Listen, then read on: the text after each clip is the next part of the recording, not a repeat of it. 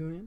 This is going to be our, I guess, first attempt at a podcast. Although you could argue all of our shit is podcast length. Yeah, but it really isn't. It's like, you know. It's basically a cheap excuse to make a long-ass video and not have to worry about structure or anything. Yeah, we're just going to ramble about movies, pop culture, whatever comes to mind, whatever's in the news, you know, all that junk. But anywhere you want to start specifically, I know you were talking about what videos we want to do in the future. We are continuing our Stephen King's Hit or Shit series, and we're going to explore. Upcoming is Creepshow. Yeah. Creepshow 2. Yeah. The Brian Fuller version of I think Carrie. We should do Pet Sematary 2. Oh, yeah, that's right. We're going to do Pet Sematary 2 next. Then we'll do Creepshow 1 and 2. Mm-hmm. Then we're going to do Carrie, the Brian Fuller version, then the Chloe Grace Moritz version. And then we're going to follow up with Salem's Lot, both versions of that.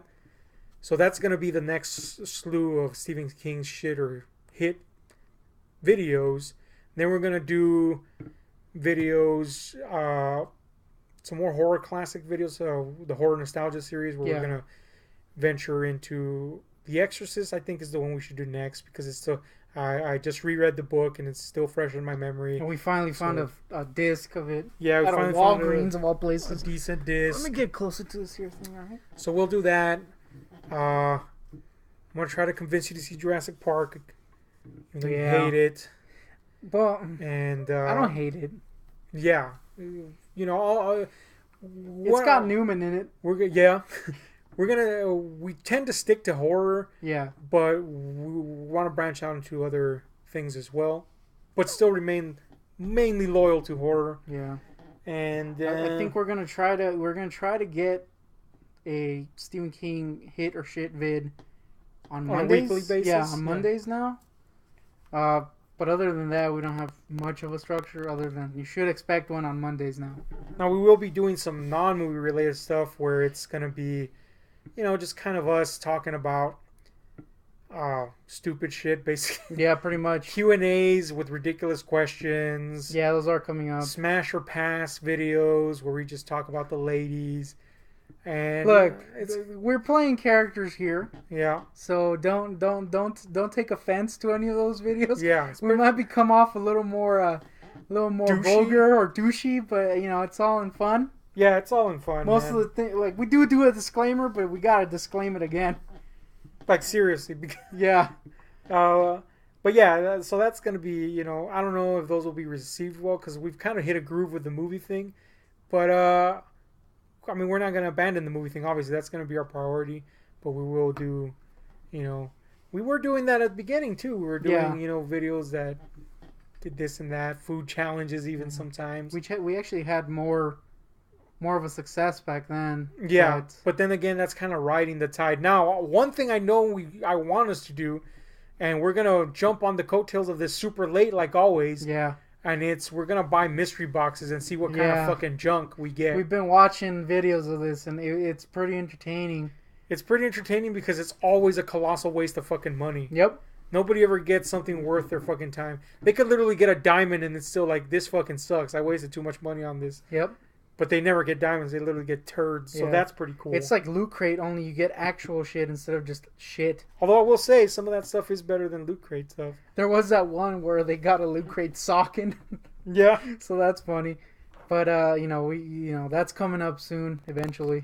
But let's talk about what's on your mind. Anything you've read or seen lately that's interesting? I've been in a hermit mood as of late. So I haven't really done much. That being said, we did watch Pet Sematary the other day. Yeah. That was a film. Yeah. And you know, what other films would you want to see in the Stephen King universe that is apparently being created as we speak? Yeah, all of them ever. You mean stuff that hasn't been adapted yet? Yeah. I want to see, have always wanted to see, will continue to always want to see until somebody eventually fucking makes it, and that is The Long Walk, which he actually wrote as Richard Bachman. Yeah. I've heard, and I think this is still the case, that Frank Darabont, the fucking mastermind behind Shawshank Redemption, Green Mile, and The Mist, owns the rights to this. As far as I know, that's still the case, and if that's the case, it's going to be in good hands. The thing is, it would have been really good if Long Walk came out around the time The Mist came out, because that's when reality TV was still huge, and it really would have made a big point at that time. But that being said, The Long Walk was written in the 70s, so I mean, it's still a thing. He was way ahead of his time, and this is the original Hunger Games, really, in a lot of ways. Well, really, you could say like Lord of the Flies was the original Hunger Games, but Long Walk took it to that extra level, and it's really good, really underappreciated. If you haven't read it, read it. Go to Reddit and read it. So I would love to see that. I would love to see, what's it fucking called? We're talking about this right now. You know what I'd love to see? Speaking of Richard Bachman, him writing as Richard Bachman, Rage. Ooh. I don't think he'll ever allow that to be made. He's taken the book off the shelves. He doesn't allow it to be published anymore. But that would be really interesting to see, especially timely. In our current climate where people are just shooting people for no fucking reason. Yeah, it's amped up to it's ratcheted up to insane levels now. It was insane to begin with that anybody would shoot somebody, but now it's like holy shit! Every other week it happens. Yeah. Another one happened recently, by the way. That would be really interesting, and what they could do. I mean, not that the book doesn't do this, but you could tell that the book was written by an angry young man, and I think a lot of us could relate to that. I remember when Columbine happened. Not that I empathize with the bad guys, but there was like there was a subsection of people that I affiliated with that would go as far as to say they did feel some empathy with that anger of lashing out against people that ostracized them. Not with the motive, but with the anger of it. Yeah, and, I mean, I think everybody feels that. Yeah, I think it's something common. You have to have the self-control. It's a matter of having the control, or like not as weak of. I won't say weak, but not as easy to break like that. You know? I mean, everybody feels that. You just have to control it, and so I get that point of view. And I think we're getting into a point in our society where we're becoming increasingly isolated, and technology and phones and the internet and stuff, it's not helping that. You'd think that having the world at your fingertips and being able to talk to everyone all the time would be more of a social and communal thing, but it's really not. You see people and they're all around each other and they're just on phones talking to people, but they're not really saying jack shit most of the time. And so this is kind of why I gave up talking to people, because it's like on the phone or whatever. Because it's just like you're just going through the motions. You're just saying, exactly. Hi, how are you, or whatever, and that's it. You don't really have actual interaction with someone. Yeah, and so I think these emotions, whether we know it or not, whether we acknowledge it or not, are becoming more common. So a book like Rage being adapted now would be, like you said, very timely. And if the right person adapted it, they could make a serious statement about what's going on in our society. That's very important that they do it with good intentions, and with an actual tact. Because recently we had a game that was released called Hatred. That was I heard about this, that was pretty controversial because it tried to do the whole angsty guy or whatever, but that was doing it like without any actual. There's no social commentary. There's nothing. I mean, there is, but there's like the thinnest veil of that. It's just literally you shooting people. You got to be responsible with the subject matter if you're going to do it. And not to say that Rage doesn't do that. It does make a point, but like I said, it's very much an angry young man writing something. Yeah. And but yeah, man, there's somebody not doing a Hatred, but doing something legit would absolutely be neat to fucking see. Yeah, as long as it's not used as this is timely, we're gonna get people's eyes on this because of the controversy, like a Hatred. Yeah, it will be good. Any I know you haven't read many books in general, any of them, but I read it. You do know about the stories behind them. Yeah. Behind a lot of the King books, any you want to see in particular? Of the ones that haven't been made, but apparently is going to be made as Revival. Yes. So that'll be interesting. That's coming up, and man, I hope they don't fuck it up.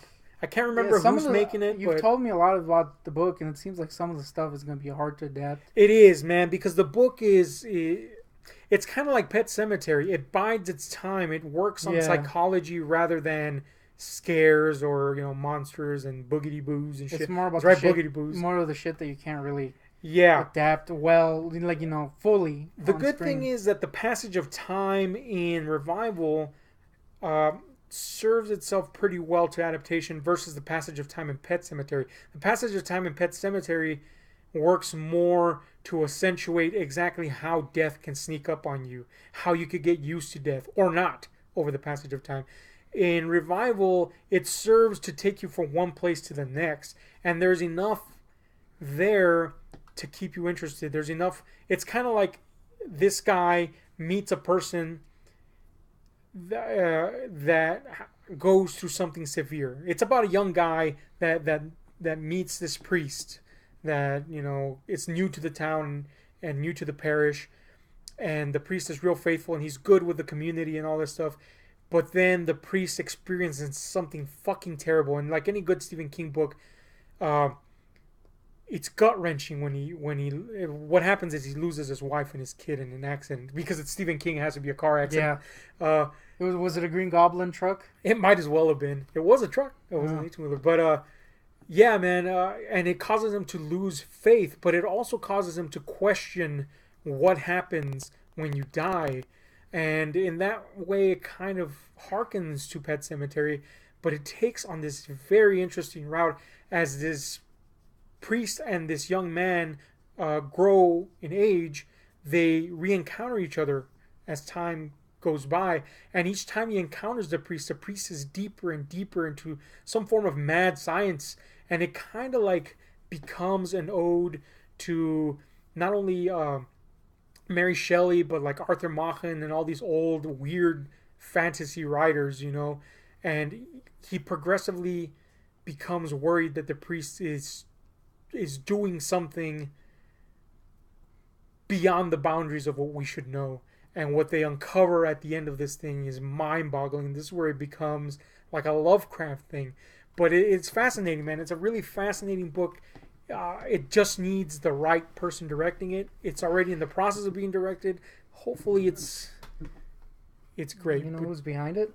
I can't remember, man. I cannot remember for the life of me. I know Russell Crowe's attached to the project. Oh, man. As the priest. Yeah, that's actually kind of a good choice. He's insane. Yeah. I've grown to like Russell Crowe. I hated Russell Crowe when I didn't hate him per se. I mean, he's a douche. Yeah, I hated him, the person. Yeah. He's a great actor. Yeah. And he was in a lot of good stuff. I mean, he's fucking Maximus. You can't hate that guy. It's kind of like Mel Gibson. Oh, I mean, fuck, he was all these great characters. Yeah. He's a fucking ass bag, but you can't hate him as an actor or a director. Or whatever.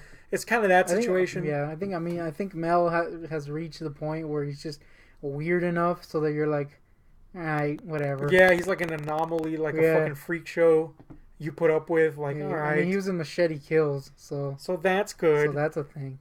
Though I really like the movie. Let's go on that subject. What any actors that you dislike in some form or fashion, or better yet, I know this is the one that you disliked, but now you're on board. Yeah, and that's Tom Hanks. You used to dislike him. I don't know why I dislike Tom. Look, my reasoning behind hating Tom Hanks makes no sense. I'm willing to acknowledge that. I hated him because of everybody overdoing the Run Forrest Run thing back in the day. Because if you remember, that was everywhere. Yep. That was like a box of chocolates. Yeah, all that shit. It was like the Matrix move of the time. It was in every movie, and it was annoying, and it pissed me off. So for some reason, I hated him, but I always liked him as Woody. But I was always like, this guy's a douchebag. I hate him, and I don't know why. But then as of recent, I'm like, he's kind of. I mean, it's good. I finally saw Forrest Gump, and damn, that movie's a movie. Yep. So I was like, crap, I can't hate him anymore. My reasoning is stupid. But I was so dead set on hating the guy that I had to kind of overcome that. So we were talking about this the other day. So like whenever I see him occasionally at a passing glance, I'll still go, huh. But then I'm like, oh no, he's David S. Pumpkins. I can't hate him. I saw a trailer to. Oh man, I can't remember the name of the fucking movie. But anyway, I saw a trailer today for a Meryl Streep and Tom Hanks movie. I think you saw it too when we went to go see where the fuck we saw last with the newspaper and the exposing the Vietnam War files and stuff. Yeah. Well, anyway, I was thankfully in the theater alone, so I got to actually enjoy the trailers without fucking people talking or shit. I hate when people talk during trailers. But anyway, and just in the fucking trailer, I was like, man, he's fucking good. Yeah. He's fucking good, man. He's good. And it's shocking to even think that he just started in like a sitcom and then he did these 80s comedies, which most of them are pretty classic. I remember even when I hated him, I liked The Burbs quite a bit. Oh, yeah, The Burbs, man. That's a good subject. I always thought The Burbs was like a Tim Burton movie that Tim Burton didn't direct. Yeah, it kind of feels like... it was around... Wasn't it around the time Beetlejuice came out? It was around that time, so it kind of fits. So, I mean, here's another one for you. Friday with Ice Cube is a Kevin Smith movie for black people. Yeah, it really is. It's just a bunch of guys sitting around talking shit. Nothing really happens. Somebody gets shot at the end. Literally nothing happens. I mean, directing is abysmal. So yeah, it really is. Except, man, I really liked Friday. I don't know why. Great. We watched it recently, and I was like, man, nothing is happening, but I'm all right with it. Yeah, it's got that Clerks vibe. Yeah. I mean, better direction. There's that. Oh yeah, it's definitely got that vibe. Nothing's happening. It's just a day in the last slice of life. Yeah. But yeah, I was the first time I saw Friday. That's the first thing that ran through my head. I was like, that's like a Kevin Smith movie. Only black people. Yeah. Friday 2 wasn't as good, I would say, but it was still really funny. And apparently Friday 3 sucks. Friday 3 is not good. Apparently we're getting a new one called Last Friday. Yeah. Of course. I mean, Chris Tucker will not be back for that again. He hasn't been back since. He was really good in the first one, though. Let's just say that. But he's disappeared as of late. They're going to get another Rush Hour, so that's good.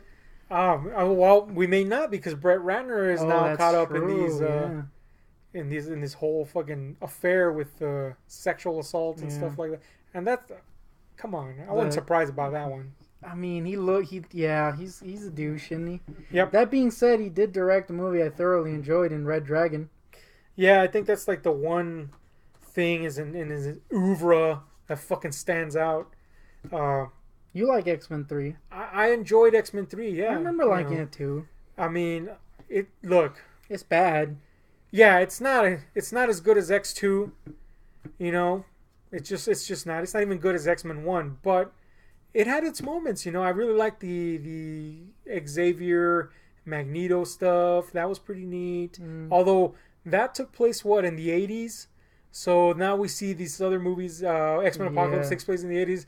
How the fuck did these people get this old that fast? I don't understand how freaking Patrick Stewart looks like what's his face in like the same year, in the same decade, in this timeline. It makes no sense. Apparently fucking with the timeline also fucks up your age real bad. But I wasn't in the bandwagon of absolutely hating The Last Stand.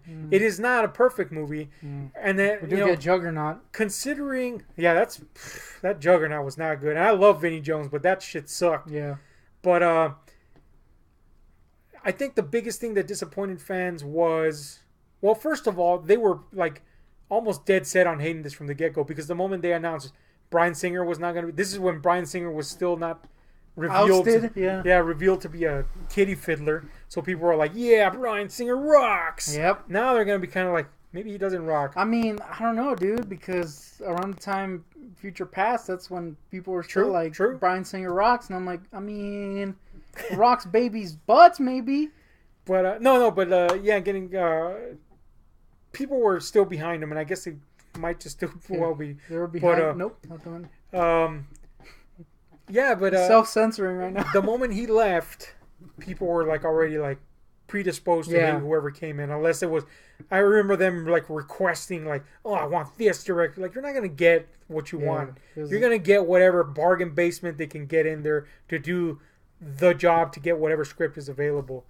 And that's exactly what they did. They went to somebody that can direct a script and that's it. Not get involved with the creativity at all. And that's what they got, Brett Ratner. And Brett Ratner already had a reputation for being a complete fucking shitbag. And other than like Rush Hour 1 and 2, people didn't like anything he did. So... Yeah, even Red Dragon was a failure. Yeah. And then on top of that, the big nail in the coffin for a lot of people was this was supposed to be the Phoenix storyline. And obviously they did not do that. Yeah. They changed that up entirely. So they were like, fuck this, you know, which I get. But if I put all that shit aside and just watch the movie, I can enjoy it for what it is. You know what I'm saying? I don't care that Cyclops died. Cyclops fucking sucks. Cyclops... And he didn't have to die. He left to go be in a stupid movie called Superman Returns, which fucking sucks. Oh, man. I'm sorry. I'd rather watch X-Men The Last Stand than Superman Returns. Yeah. That's just me. Look, Superman Returns is a piece of shit. Let's talk about Superman Returns. This was a return of the old Superman, right? The old style of doing things, and it was a failure. So then we get Man of Steel, which was like, hey, let's do something new. And everybody cries about it. You got your freaking classic Superman and you a hated couple it. years ago, and you hated it because, it was, rightly so, it was a piece of shit. So shut up. Don't complain about the new Superman. I hate anyway. Yeah. There was some good moments in Superman Returns. Anytime he was in full Superman mode, it was which was cool. rare. Which was rare. But, you know, a few moments don't make a movie, especially when the moments are literally just that, moments. Oh, look, it's cool. He's stopping a fucking plane. Oh, look, it's cool. I guess a bullet is... well, that wasn't very cool. But let's say that was a cool moment. That was the one they used to sell for some reason. Yeah, the bullet hitting his eye. Why. But those few moments were not enough. And the storyline with his kid, that was stupid as fuck. That was horrible. Lex Luthor's plot was horrendous. Yeah, I will say this, though. As horrendous as Lex Luthor's plot was, it was a lot more Lex Luthor than the plots the Gene Hackman Lex Luthor had. I don't understand why people love Gene Hackman's Lex Luthor. Corny, joke, fucking version of him. Yeah. Real estate as a fucking villainous plot. Yeah, the fuck out of here with that shit. That shit sucked. And it's funny because I constantly see Gene Hackman and the animated one, which I think was voiced by Clancy Brown, brought up as the best Luthors. You do realize those are completely different Luthors, right? One of them sucks assholes and the other one actually does stuff. It's shocking to me, man. It's shocking to me that they'll say that and then they'll turn on Jesse Eisenberg. I can grant you not liking the portrayal or Jesse Eisenberg as the character. But he was the most Luthor character we've seen thus far on the big screen. Period. Bar none. Sorry. That might not look like him. Might not act like him as you want him to act. But he was doing Luthor shit, and he was doing it for Luthor reasons. Ego, vanity, you know, all that just bullshit. To prove that he could. Yeah, just to fucking smite fucking Superman just cause, you know, out of spite, you know. And even people complain about the ludicrous, you know, lengths that he went to, or that the plot made no sense. That's Luthor. Yeah. That was... He's going to manipulate shit. And it tied in with the whole themes of, you know, God and the parallels to Lucifer and all that stuff. It tied into that. It's explained. It's not a big mystery. But whatever. He was the most Luthor we've gotten yet on the big screen. So, what the fuck? I don't understand. Gene Hackman Luthor? Sorry. Fucking sucks. Yeah, he's horrible. And I like Superman. And I like Superman 2. I really do. Hate Superman 3 and 4. But there you have that. Anyway, we kind of went on a fucking rant there. A little tangent there. And I will say this, just to finish this fucking rant off, going back to something you said, Henry Cavill's Superman, thus far, they may fucking ruin this, they may not, because they are listening more and more to the fans, which pisses me off, but whatever. Or the fans, which are just a bunch of whiny babies. But anyway, that version of Superman felt fucking real. Felt like a person. Didn't feel like this super dork that doesn't fit in. And I understand he's an alien, but he grew up with parents. You know, it's his superpowers that make him feel alienated, but he's very much a person, and he very much wants to feel like a person. Yeah, I think that's the whole point. And they portrayed that in the fucking movie. Of the movies. Yeah, and they made him feel like somebody that would self-isolate, that would, you know, the burden of his powers was felt. One of the biggest strengths of Batman vs Superman is that you have this alien guy, right, in Superman, that is very much human at this point, and you have Batman, who is a human, but who has been corrupted so badly by what he's been doing over the years, and by all the bad that he's seen, and presumably all the shit that's happened with Robin, if that suit is anything to go by, that he's become kind of not human anymore. You know what I mean? He's kind of become this extreme version of what he thinks is right, and is going after an alien because of the power that's behind him, when really that alien is more human than he is at this point. And at the end, when Superman dies and he realizes, all that shit has happened. That's why I think the Martha thing, that's why I will defend the Martha thing to my death. Yeah. It was not about the name, it was about what it meant. And how else are you going to freaking portray that? Oh, you got to do this. That was a way to do it. And that was a realization that in his head. And that's why I think it's so well done. Because at the end, you do see a change. And you do see a return of that old Batman. One that is not freaking jaded to an extreme at this point. Because of what he saw. A freaking alien care about people more than himself. Yeah, absolutely, man. Yeah, these complaints are beyond ridiculous. From what I've seen of early reactions, the Superman's bridge does continue in this movie, in how he was being portrayed in the previous movies. So that's good. While having him be more of a hope symbol, which obviously was established since Man of Steel, and apparently that does continue, and you do get full Superman action in this, supposedly, from what I've seen. But I'm not trusting any of these early reviews, but that's from what I've seen.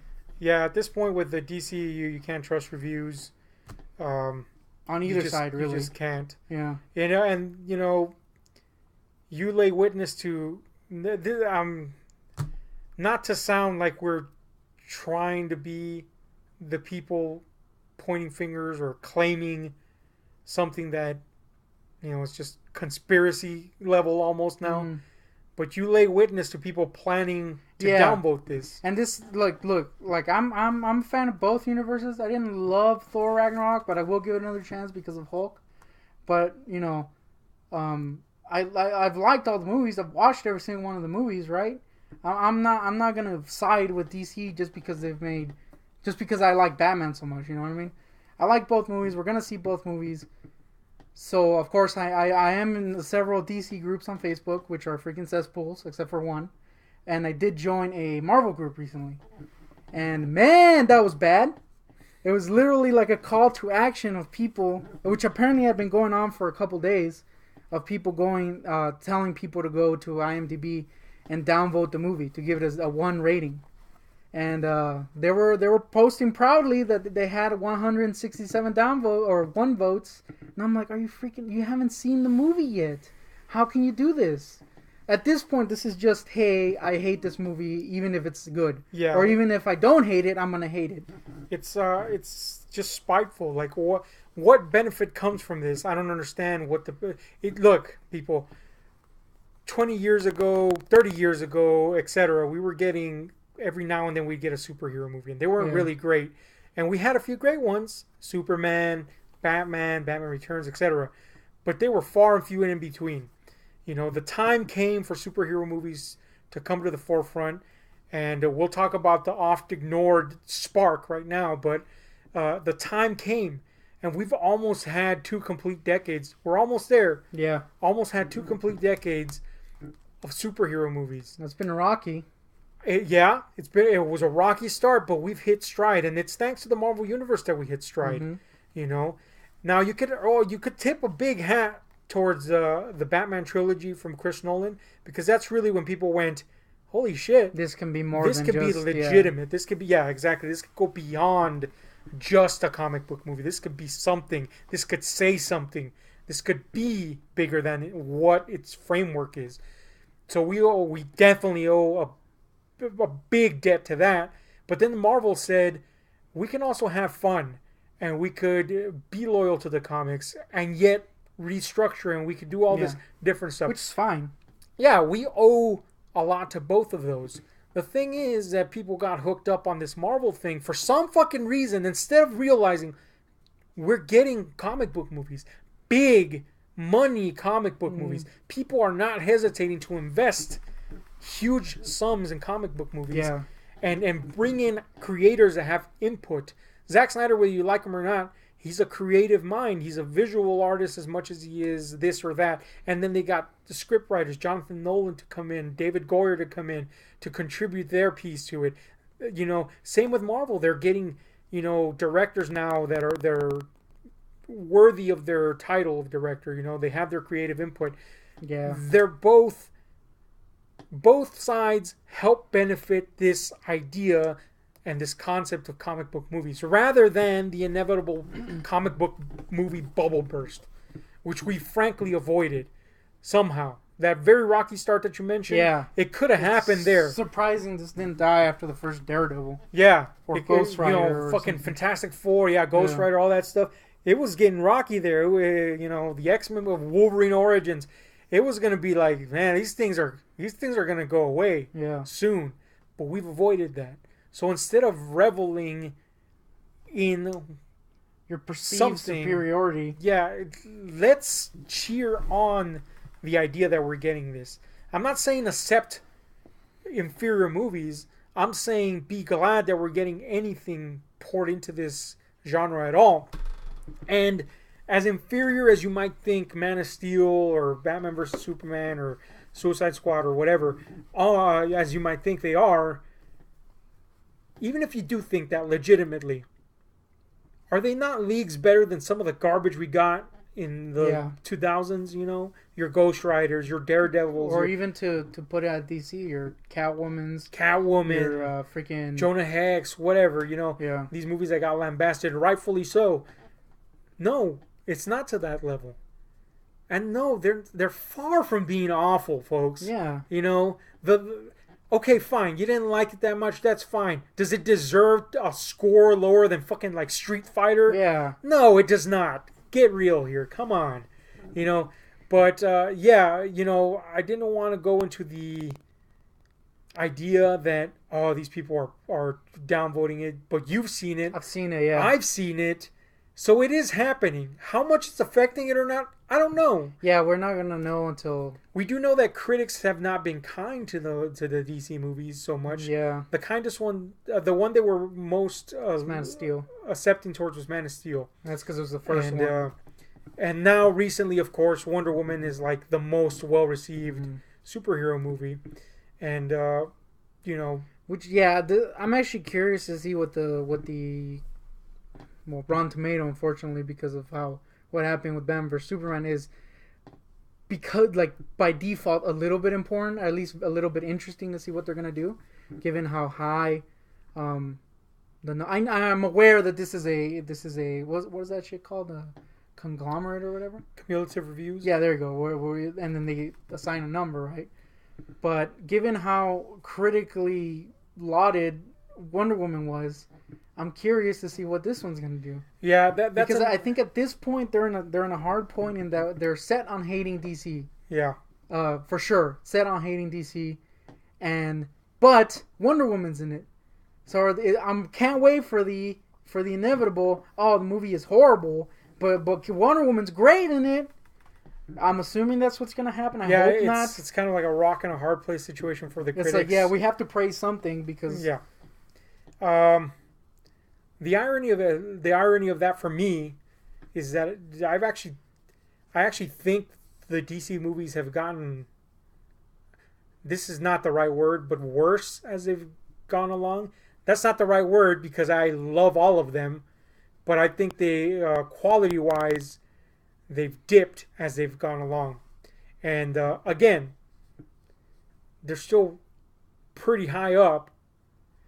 So they're minor steps down, is the way I'll say it. Yeah, there hasn't been that many, so it's kind of hard to gauge it at this point. Yeah, but going from Snyder's directing to, I forgot the guy's name, from Suicide Squad, they're very different. Yeah, they're very different, and I it's not as good a movie. Yeah. Same, in my opinion, same with Wonder Woman. You feel Zack Snyder's influence, but this person can't do it as well as him. And I think it goes beyond that. Yeah, visually they've kept the Snyder influence, which is good. Although Ayer's took a few different turns. Yeah, I would say his is the most different. Which is pretty welcome because it fit the material, which is fine. But I also think in terms of the writing, it's No, I shouldn't say that either.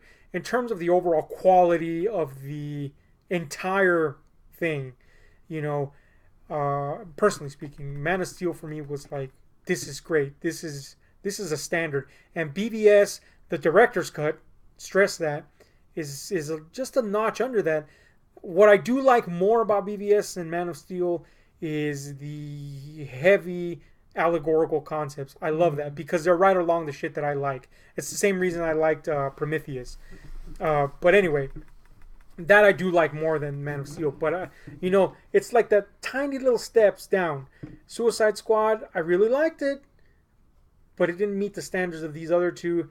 And again, although I really I liked Wonder Woman, you know, it just didn't quite, you know. So I'm hoping that this minor little dip, I stress that, it's a minor little dip for me, will just go a little bit more up on Justice League, and then we can continue that upward trend. You know, what scares me is that Ben Affleck might leave.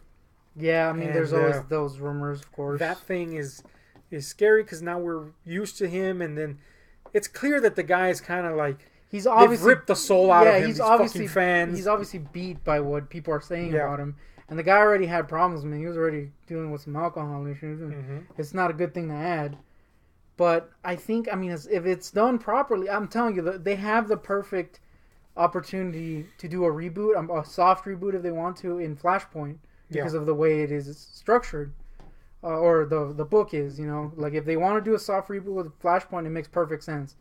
I kind of hope they don't. But it would, again, that would be the perfect place to do it, and it is coming up.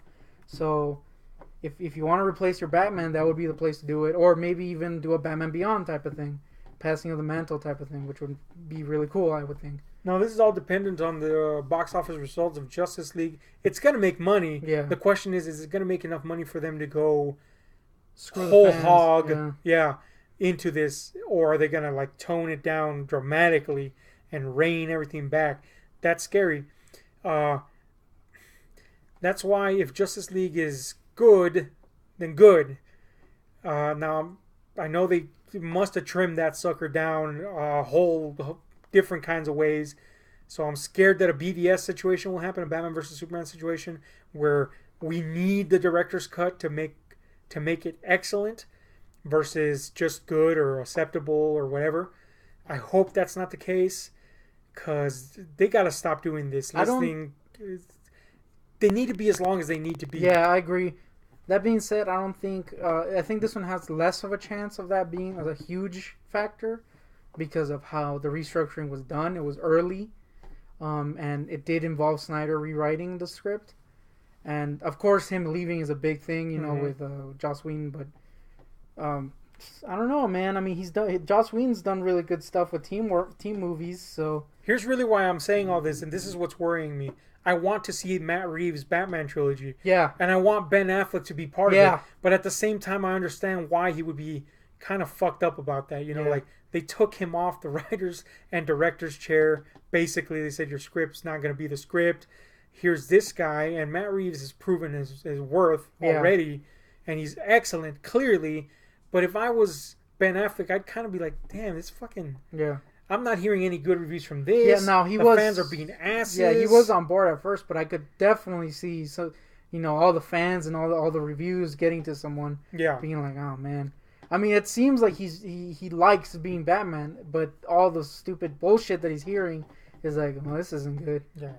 So it's very unfortunate. I'm just hoping he sticks around for the Matt Reeves Reeves thing. He is perfect thing. Batman. I won't say he's perfect, but he's perfect. He's perfect. But yeah, man. I mean, I'm a Conroy boy myself, but this guy's he's really good. My Batman is Bale. I still think Bale's a better Batman, but Affleck's a better comic Batman. He's a better comic Batman, and I think he's one of the few people who does Wayne and Batman perfectly. Yeah. Together. Yeah. So yeah, I mean, hopefully he doesn't get so discouraged that he leaves before.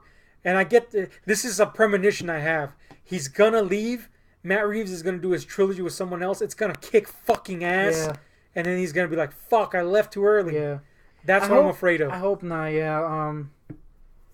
I don't know. I mean, what about the weird news that Suicide Squad might introduce Black Adam. Yeah, that's pretty cool. That would actually be good. Yeah, I like that, man. I like the idea of them using that team in a more pivotal way in the universe. Yeah. And again, it might give them a chance to continue these themes that they've been running throughout the entirety of the DCEU movies, which apparently does continue from what I can tell. Which is good. I love this whole gods among men thing. It's fucking fantastic. This is a thing DC's been doing for a while. The gods among men thing, and I've talked to people that go, yeah, I get it, the whole Superman Jesus thing, and okay, yeah, you get it because you've heard that before, but you don't get how pivotal it is to all these movies. Because nothing you're saying is telling me that you understand how deep it runs. And that's another thing. Like, if anybody who claims to be a DC comic fan complains about that aspect in the movies, is ludicrous. Because that is a theme throughout the comics. Yeah. That's been going forever. We could see it as far back as Kingdom Come, but it's a recent thing that's been going on. It's been going on forever. Yeah. I mean, the new gods were introduced, the 60s, 70s? I forget. Yeah. And it's expanded into the games, and just as Gods Among Us is the freaking name of it, it explores with these beings that are super powerful in this regular ass world. Yeah. And it's a running theme. So to complain about that is ludicrous. And to call yourself, a fan is like, no, dude. Complaining is fine if that's really your opinion. Yeah. But claiming that this is like shit because of gone off the rails and this is, why are they doing? Dude, they've been doing this shit for like ever. How are you just now noticing that? That's where, which is I think what you were trying to say. Yeah, that's ludicrous. But anyway, before we just go on the fucking Marvel and DC rant, let's talk something lighter here. There's still a lot of comic books that haven't been made into movies. Yeah. What is your dream comic book movie? I know it's The Goon. It is The Goon, and this is a movie that I got a little shivers just thinking about it. That's gay, but it's true. This is a movie that is might still be in development. Yeah, last I heard it still is. After Deadpool happened, because the studio making The Goon is the effects studio behind Deadpool, and the director behind Deadpool, I believe, is tied to The Goon. So after Deadpool's success, it kind of got a little bit of a kickstart.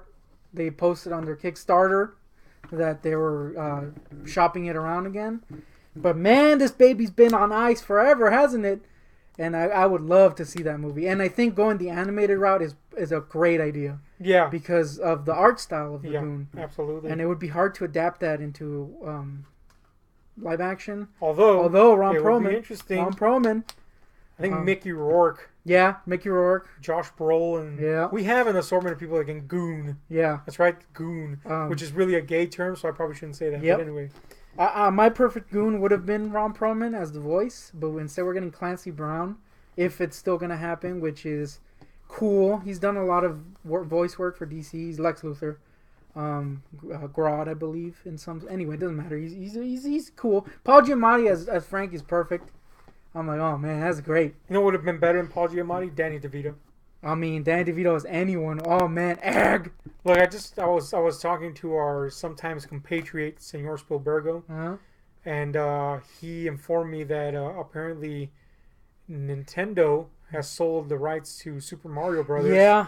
To Illumination Studios. Oh no! That's right, the worst. Oh no! Big league animation studio. I did not know about this. Out there has bought the rights or has attained the rights to make a Mario movie. I don't want a Mario movie, first of all. But if I'm gonna get one, I want something. Something that's worse than the Mario movie we got in the 90s. And I don't mean worse as in bad. I mean worse as in vulgar. You want Frank Reynolds as? Yes, I want Danny DeVito as fucking Mario. As Frank Reynolds as? I want Sacha Baron Cohen as Luigi. Oh man, that'd be great. And I want them to be Brooklyn as fuck. Yeah. I want them to be vile and disgusting. I want the sewers to be sewers. Yeah. I don't know what logic there would be for Mushroom them to be in the full Mushroom of shit Kingdom. everywhere, yeah. I don't know how they'd get there. Fuck it, just remake the original fucking shitty movie, but put those guys in it, and I'm okay with that. Egg. I would love that. Oh, dude, whenever he collects the Yoshi egg, he would go, egg! Oh, man. Yeah. Anyway, we got sidetracked. We're getting Illumination Mario Yeah, that's sits, which bizarre. fucking sucks. I did not know that. So I'm sure there's gonna be like a minion hidden in the background somewhere, and they'll make 10 million action figures tied into that. I know that there was plans to do a Pokemon freaking Pikachu movie, which is what I thought we were going to talk about. Oh, the Detective Pikachu or whatever the hell? Whatever. Who cares? Yeah, I don't... Unless it's Danny DeVito as Pikachu and it's live action, I don't give a shit. Anyway, the Goon, I would like to see that. This is a comic movie. Oh, yeah, that's right. Goon. I don't have many wishes because a lot of my dream comics have already been brought to life in pretty fucking badass ways. Unlike the majority of people apparently, and you as well, we loved Snyder's Watchmen. Oh yeah, that was one of my dream ones. Preacher, lo and behold, vastly different to the source material. Excellent, excellent. The only one that I can still claim I want to see is Constantine. Although we've gotten a movie with Keanu Reeves, which although it was not a good adaptation of Constantine, I did enjoy the movie as its own thing. The game was really good too. I was okay with Constantine, him being fucking John Constantine. That's fine. I just took it like this is an alternative version of him, and that's okay. I like the movie. The television series, man, the way to get me fucking amped up for something cool, NBC, and then you just fucking cancel it on a cliffhanger. That sucks. Yeah. The series is great. Matt Ryan is great as Constantine. They canceled it. Fantastic. Thanks a lot, NBC. Yeah, we're going to get that animated thing, so hopefully that's good. Hopefully it'll lead to live action, because I want to see Constantine. So I guess as far as that goes, Constantine would be my answer, because technically... I got two of them that I like, but then they didn't go anywhere. Swamp Thing would be very interesting. Yeah. I have a pitch for Swamp Thing, but I'm not Al Smith, so I'm not going to say it. Oh! But it's good. No, you have to wait till there's a Swamp Thing movie, and then you claim to be the biggest Swamp Thing fan. Oh, that's right. And then you pitch it when it comes out, and you hate it. Yeah, that's... we're riding on Al Smith, but... it's true. That's kind of true. Yeah. We love him, but that's kind of true. I mean, suddenly it's Star Trek. No, let's not go into that one. Speaking of Star Trek, George Takei has also been accused of fondling. Look, I'm not going to say that I personally saw him fondling somebody on Howard Stern. Yeah. But, look. I don't even know where to start with this. Let's just say that for some reason I want to forgive George Takei. Yeah, man, he's George Takei. And he's 1,000 years old, and... He clearly is in on the joke that he's like super gay. I've been around gay folks, like flamboyantly gay, super strong personality gay people a lot. And I can see the things that happening. And I can understand somebody being fucked up by that. Like, fuck, that's fucked up, dude. You sucked my wang and I didn't want it sucked. I get that. I get that. All right. Let's just say that if it happened to me, I'd be like, dude, that's fucked up. But I forgive you. If it happened to me. But not everybody's me. Yeah, because I'd be like, you fucking Sulu, dude. That's fucked up. You did that. I'm not a fan of you having sucked my wang. He was running around with his little pirate suit. Yeah, I mean, hopefully. And that's right, hopefully. But I'd be like, I'm okay. Just chill. Chill on this shit. Don't be sucking no foreign wangs all of a sudden. We're good, though. But I can understand anybody else being fucked up by it. I mean, of course. I'd be a little fucked up, to be honest with you. Literally. But, yeah. But, that's a shame. Yeah. I mean, what do you say to that, I mean, I'm inclined to forgive because it is Sulu. I mean, dude, if it was Shatner... Let's just clear this up. That's not a good reason to forgive. No, it's a horrible reason. I am a forgiving guy, though. I do believe in forgiveness, and that's that. My hand smells like pizza. But that is my logic behind it, by the way. I'm dead serious about that. Me, personally, I'd be like, dude, seriously, you suck my shit? That's fucked up. But I forgive you. Because you're Sulu. Yeah. You're George fucking Takei. I forgive you. That's cool. Just don't do it again. We're good. But that's not everybody, of course. Yeah. So I understand. I mean, I'm not siding with with Sulu just because he's Sulu. But at the same time, I kind of I'm with Sulu. I'm with Sulu. Yeah, I have a feeling the next person that's gonna come out is Jonah Hill. Oh, really? And possibly Tom Hanks. Dude, to come back to full circle, this baby. You know what? Hold on. I know, and I'll let you finish your thought right now. I'm gonna take back my Tom Hanks thing. I don't think he's gonna. No, I don't think he's slimy because his son sucks, and he's vocally expressed his distaste for that. But he's not been an asshole about it either. He has a good reputation. There's that, which makes you think that's prime material for him to fuck up.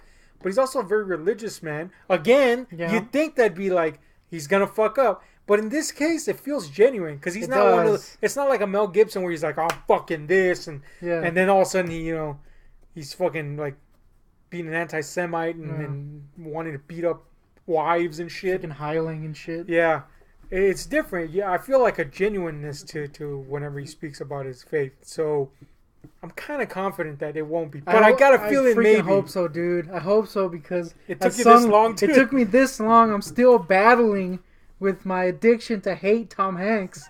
And if it comes out that he like diddled some kids or something, or like killed his wife or some bullshit, like if he did something dark, it's gonna be tragic. I'm gonna be like, oh man, I knew it, because let me say this, I have predicted people's bad behaviors before. I freaking never trusted Bill Cosby, and I never knew why. You didn't. I was always like, this guy's an asshole, and I didn't know why. Never saw the show, just didn't trust him. I thought Paula Deen was racist. I legit say Paula Deen is racist. And then that happened. I'm like, oh my god. But it did lead to a turkey hitting her head. It did hit. So the turkey was good. There was another one which I can't remember at this point because my hands are really cold. And apparently my brain is in my hands. Yep.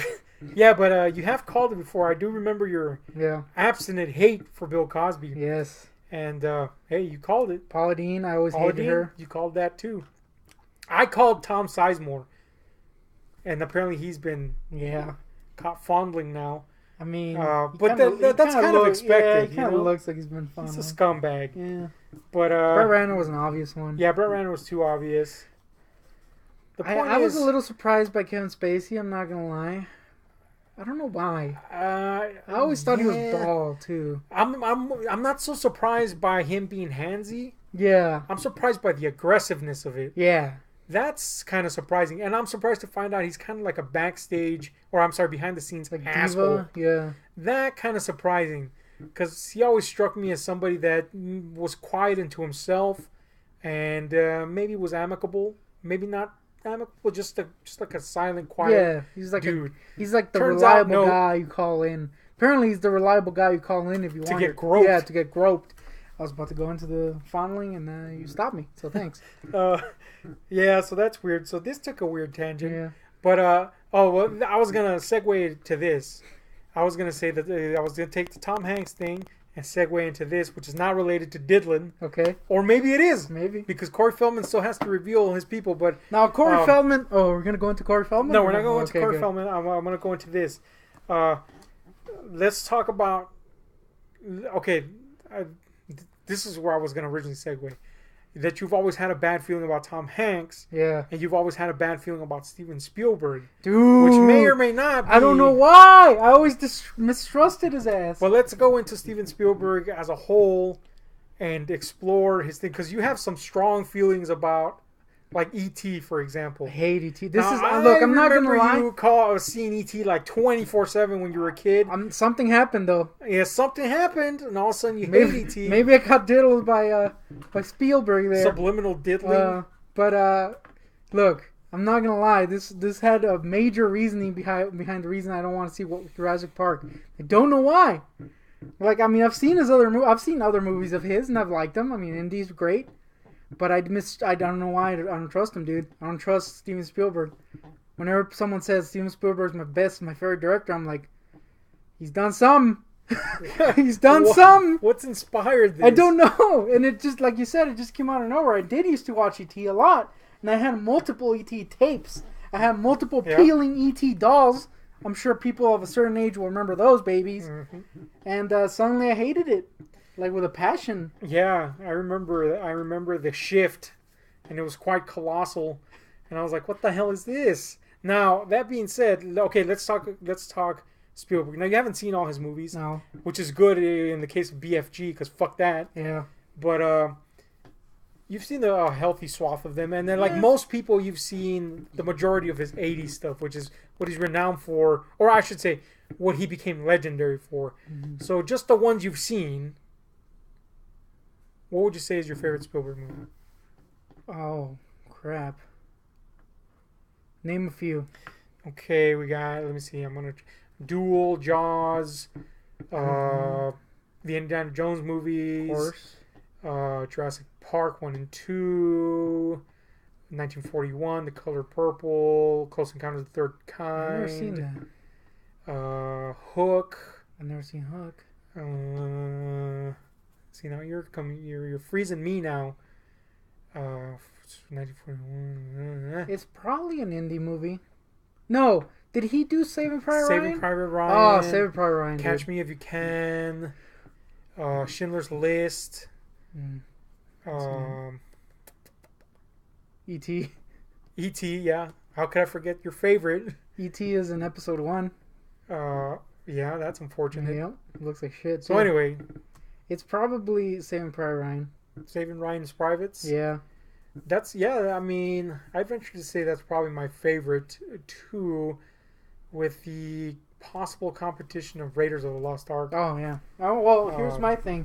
I always liked... Look, I keep shifting because my ass is falling asleep. I just felt like I had to acknowledge it, otherwise someone's going to say it.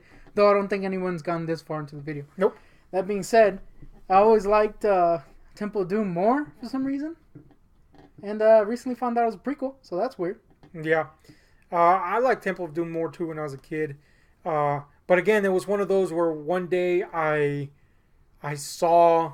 Oh, this is the way I explained Pet Sematary, because I told Steven Spielberg. I told Senor Spielbergo, our associate at times, about my current reaction to Pet Sematary, and he was like, "What the hell?" Yeah. And I said, I think it's because I finally saw it with adult eyes, rather than horror eyes, because as a horror fan, you tend to forgive a lot of stuff, because the genre sometimes does demand it, and that's good sometimes, actually. But I mean, really look at any horror movie and then look at the Rotten Tomatoes, and you'll see that it's always low.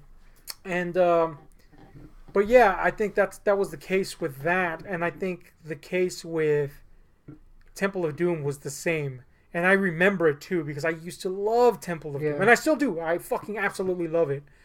But that was that one day, and it was just one day. I said, I'm gonna watch Raiders, because I feel like watching all three of them. At the time, it was just 3. And I popped it in, and it was that day it just clicked. This is a far better movie than Temple of Doom. And it didn't take away from my love of Temple of Doom, of course. But it was just that realization. And it's weird, man. I've encountered that a lot more recently than ever. Pet Sematary? Yeah, that was a big one. But... yeah, it's pretty cool. But anyway... The Mask, that was a big one. The Mask was a big one. Man. Again, I mean, I always kind of held against it. The only thing I ever held against it was that it was not an adaptation of the comic book that was loyal to the comic book, because I love that comic book, as you do as well. But that was really the only thing I ever held against it. But yeah, upon rewatching it recently, I was like, man, this is not a good movie at all. Which is funny, because you actually had the same reaction about 10 years ago. And I guess you forgot that. And then rewatch it, you're like, oh, it's not it. I'm like, yeah, dude, I know. You've told us this before. So anyway, I say all that to say, we already mentioned your favorite Spielberg movie. Have there been any movies where you're like... Kingdom of Crystal Skull. It's ass. No. Have there been any movies of anybody where you went... Huh, that's not as good as I thought it was. Or conversely, that's a whole lot better than I thought it was. Or conversely, I hate this thing now. Or again, The Mask. I love this thing now. Besides The Mask. The Mask was a big one. I would say that this isn't a lot of time passed, but it was more with repeated viewings. I liked the movie more. Was Captain America, the First Avenger. Yeah. The first time I watched it, I was like, yeah, it was pretty good. It's one of those you skip, but it's pretty good. Well, not really. It's not one, because I liked it. Like with Captain America, it was one of those that I liked the character so much that I'm like, yeah, I'm gonna rewatch this, even if I don't necessarily love the movie. So when I rewatched it with my mother, I was like, "Yeah, it's actually pretty good." And then when I rewatched it with you, I was like, "Man, I really like this movie, but that third act is shit." Yeah, that's the real problem with it. I liked it too. And you know what? The director's Joe Johnston, right? Yeah, Rocketeer guy. Yeah, that's kind of like a thing with all his movies. They have an inherent charm to them, but something about them just doesn't quite hit that. Yeah. It doesn't allow you to love the movie. It allows you to like it a lot, but there's always something that's not exactly there that you're like, okay, I liked it, but I liked it, but Yeah. and that I found that that's mostly the case with all his movies. I don't know what it is. I mean, I guess I don't know. I mean, is he to blame? Is the writing to blame? I mean, I don't know. In this one, it kind of seemed like, you know how they spend so much time with the team and you kind of grow to like them, and then the third act just comes out and they're like, oh shit, we gotta end this movie. Yeah. And it just kind of like ends. Yeah. And you're like, eh. Yeah. But I really liked how the characters, how they like interact with each other, and all those like kind of little montages of them taking down the camps. That was really cool. But man, that third act was shit, and the villain wasn't very good either. That's why I thought, and I said this in our Wonder Woman review, I thought Wonder Woman was a better version of Captain America, in the sense that the third act didn't fucking fail. Yeah. And as she kind of delivered. And it follows a lot of the same pacing and style and story framework. Yeah. You know, and it has the lovable characters, and it doesn't just abandon them. Yeah, that's another thing. Which you're right. In Captain America, the Commandos, they're great. Yeah, they're really good. You want more of them, and then you don't get that so much, and then there's that fucking ending that's just abysmal. Yeah. Really, in comparison, So yeah, I get that. Any other flicks that have? There's that one. There's one that was worse the more I saw it, and that was Iron Man, which we talked about before. Iron Man 3 specifically. Yeah. I liked it the first time. No, I didn't love it the first time. Right. I was kind of like, yeah, I can kind of see why people don't like this one as much, even because it did get a lot of criticism, despite the fact that it was like the highest grossing Marvel movie for a long ass time. I think that's changed at this point, which is good. But there were still a lot of people who liked it, but they did get some criticism, and specifically in a podcast I used to listen to with the Funhouse guys, if you hear them, one of them hated Iron Man 3, and I was like, oh, why does he hate it? It's pretty good, right? But then I saw it and I was like, yeah, it's not great. And even did I not tell you on this one that, like, yeah, you might not like it because of the structure of the movie is weird, yeah. But I liked it. And then when I saw it again, I was like, man, it's not great. And it's really like, because of that structure, I was like, man, this is not great. And then when I rewatched it with you, I was like, man, this is pretty shitty, isn't it? So that's one that gets worse the more you see it. Yeah. And I think The Guardian has a similar thoughts of it. Yeah, of it, because he saw it multiple times, I believe. I may be wrong. Point is, man, that gets worse the more you see it. Yeah.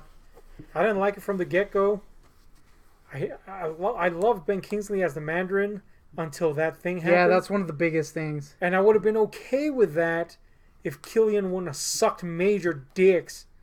That was a shitty character. The fucking fire... I still cannot get over the fire breathing, man. That fucking sucked my ass. Yeah, I don't really get that, but okay. The action sequences are fucking shit. You remember when he saves those people in that formation? Yes, and this was a movie that I believe came out the same year as Kingsman, which had a similar scene. Remember when they're jumping out of the thing? Yeah. And I remember even even the first time I watched it, I was like, man, this is not a good scene. Yeah. Even when I first saw it. I think I was a little more forgiving the first time, but for sure that was one of those I was like, man, this is... The whole Pepper Potts thing at the end also sucked ass. It just sucked. I hated that. So let's talk about Marvel movies sucking. Yeah. And okay. I mentioned this earlier. The whole fucking comic book movement started, or I should say the current strong-ass comic book movement started with not X-Men. No. It started with Blade. Yeah. And it technically, it gets shoved under the fucking mat. But Blade was a fucking sensation. It was made for peanuts, and it made buku amounts of cash. Yeah, because at this point, the Batman movies had died. Yeah. Yeah. Comic book movies were dead. And Blade introduced the idea that comic movies could be serious again, and yet still fun, and still, comic booky. And Blade was such a success that it allowed people to take a risk, and that's where X-Men came in. And X-Men, of course, did its own part, etc., and so on down the road. But now it's kind of like we get good quality to excellent quality movies through and through. And the Marvel Universe has really kind of set the pace for that.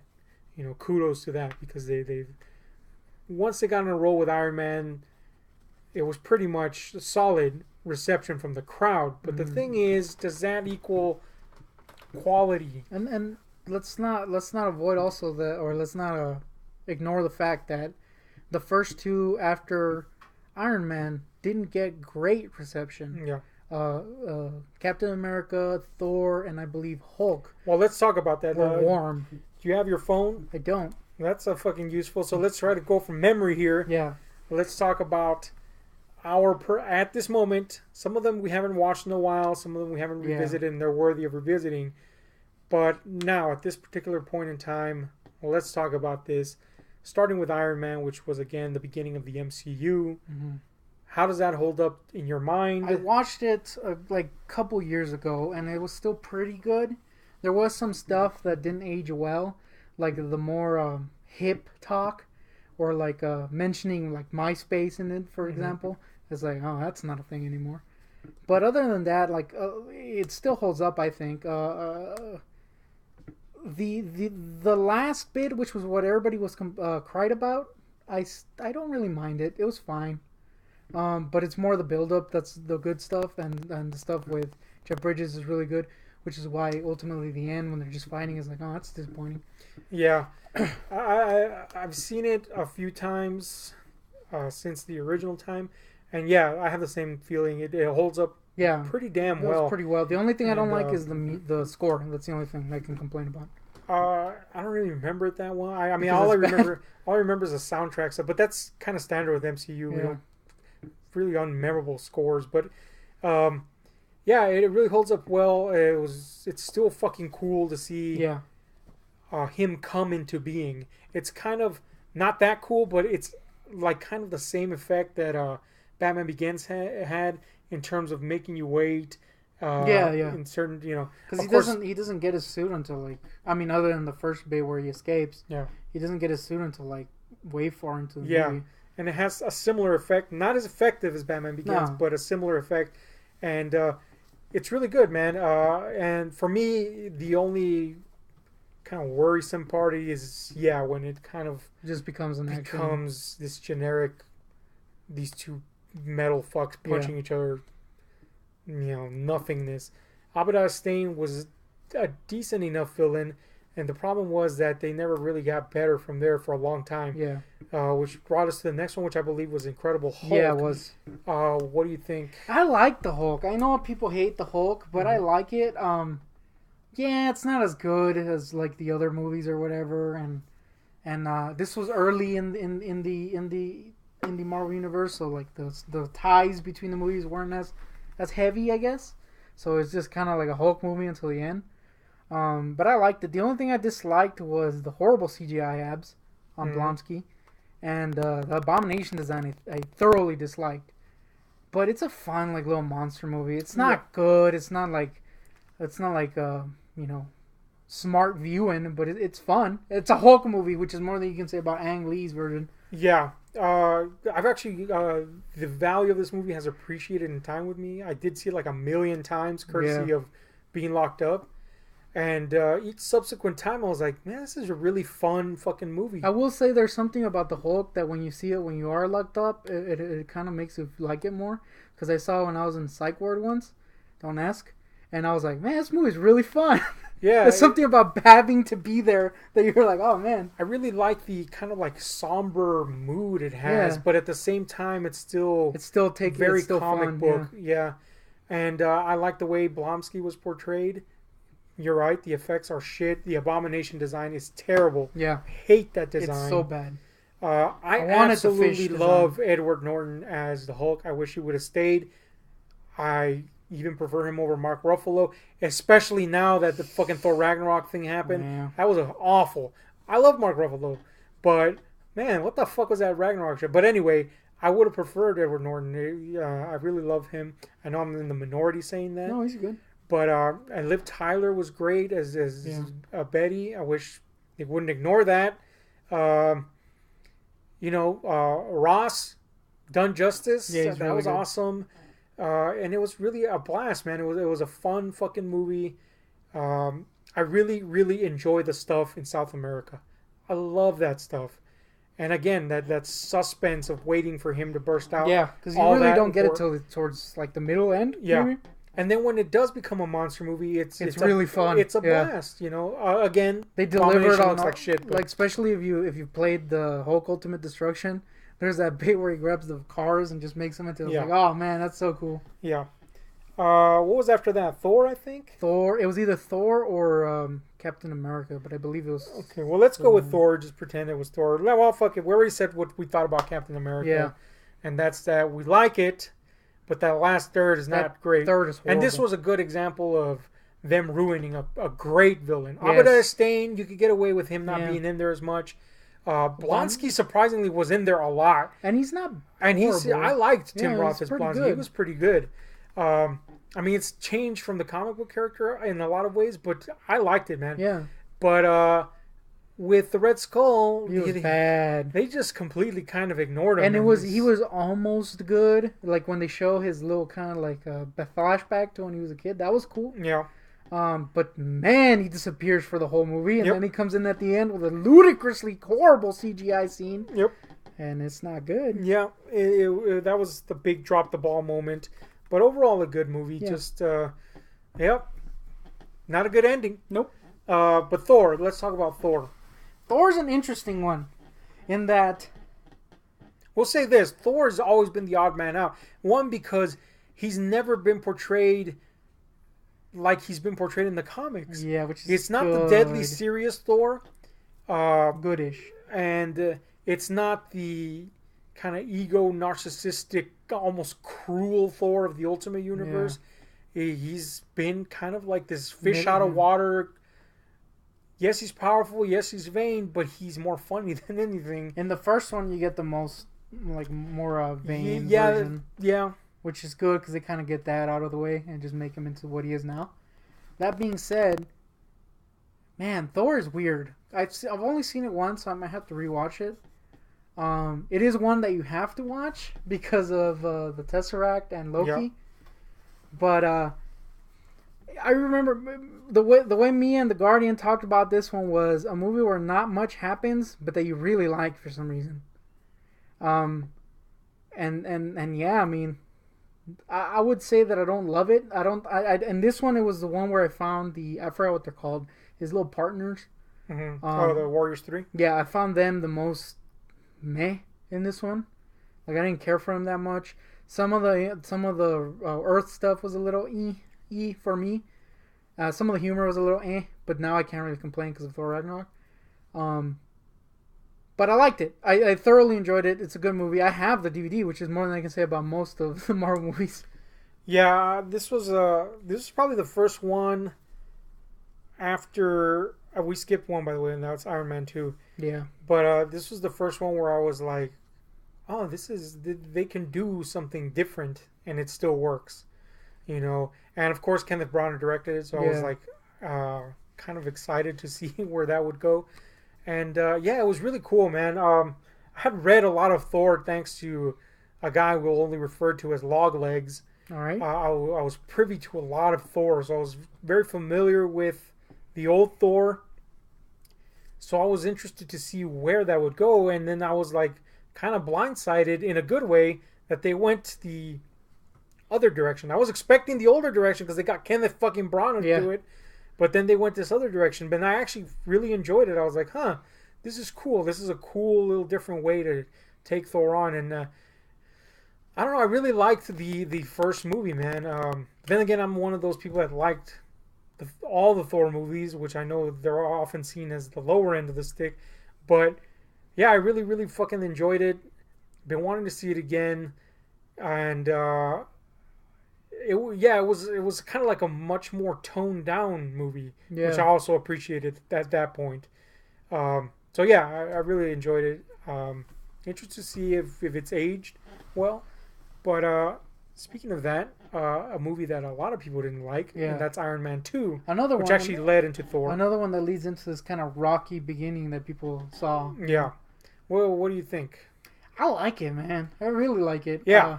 Yeah. I think Whiplash is one of the better villains that they've had. In the sense that he's actually developed. In the sense that there's an actual drive and there's an actual character there.